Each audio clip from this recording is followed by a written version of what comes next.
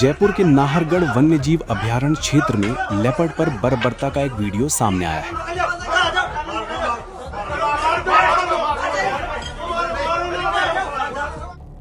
गुजर घाटी में शुक्रवार देर रात घर में घुसे लेपर्ड ने मवेशी का शिकार किया। इसके बाद जुटी भीड़ ने कमरे में घुसकर लेपर्ड को लात, घूंसे और डंडों से बेरहम से पीट दिया। इस बारे में जब नाहरगढ़ रेंज के रेंजर से पूछा गया तो उनका कहना था कि ना तो कोई शिकायत मिली है और ना ही पुख्ता सबूत। जब वही डीएफओ विजयपाल सिंह से संपर्क किया गया तो उन्हें कॉल रिसीव नहीं किया। बता दें, लेपर्ड शेड्यूल 1 प्रजाति में आता है और उस पर हमला करना गंभीर अपराध है, जिसकी सजा 3 से 7 साल तक हो सकती है।